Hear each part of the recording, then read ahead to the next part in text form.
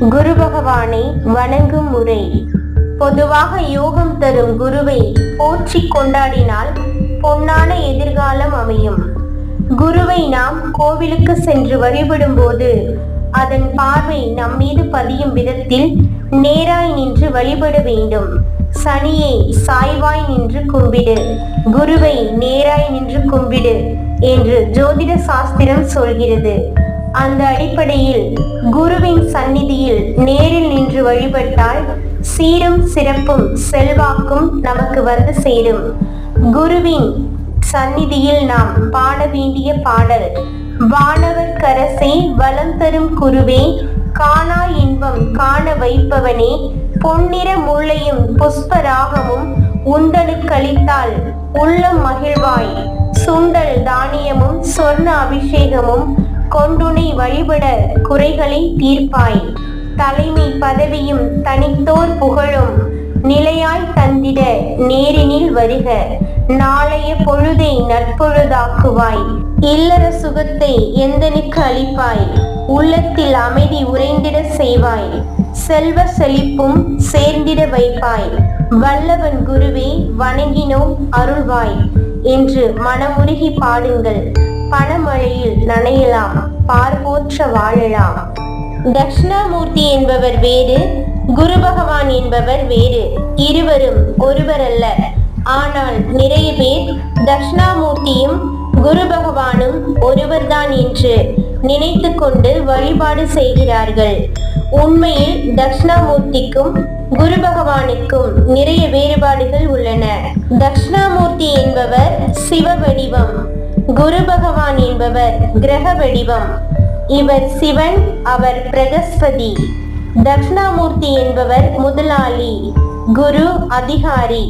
தட்சிணாமூர்த்தி சிவகுரு, குரு தேவகுரு.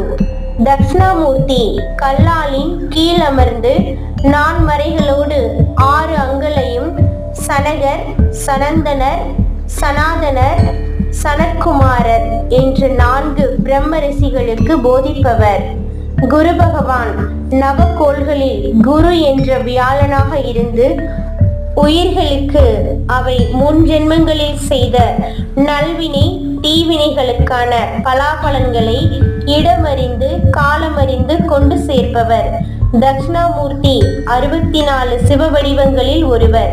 குரு 9 கோள் தேவதைகளில் 5ஆம் இடத்தில் அங்கம் வகிப்பவர். சிவன் தோன்றுதல் மறைதல் என்ற தன்மைகள் இல்லாதவர்.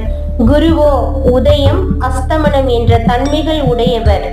இத்தனை தத்துவ வேற்றுமைகளை கொண்டுள்ள இந்த 2 தேவர்களையும் குரு என்ற ஒற்றை சொல்லை மட்டுமே வைத்துக்கொண்டு அவர்தான் இவர், இவர்தான் அவர் என்று வாதிடுவது சரியல்ல.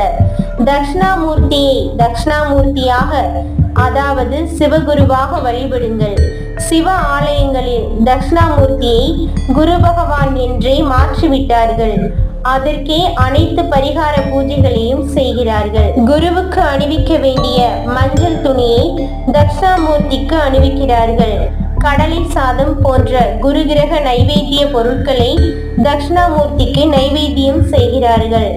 குரு பெயர்ச்சி என்று தட்சிணாமூர்த்தி சந்நிதியில் ஹோமங்கள், அபிஷேக ஆராதனைகள், சாந்தி பரிகாரங்கள் செய்கிறார்கள். இவையெல்லாம் தவறு என்று ஆன்மீக பெரியவர்கள் சொல்கிறார்கள். என்றாலும் தட்சிணாமூர்த்தியும் குருவும் ஒன்றே என்று பலரும் வாதிடுகிறார்கள். குரு பகவான் என்பவர் தேவகுரு மட்டும். ஆனால் தட்சிணாமூர்த்தி என்பவர் குருவுக்கும் குருவான பெரிய குருவாம். அதனால் குருவுக்கு செய்வதை இவருக்கு செய்வதில் தவறில்லை என்று வாதிடுகிறார்கள்.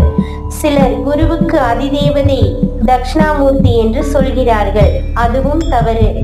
குருவுக்கு அதிதேவதை இந்திரன், பிரத்யதி தேவதையோ பிரம்மதேவன். இதற்கான ஆதாரங்கள் பல தொன்னூல்களில் உள்ளன.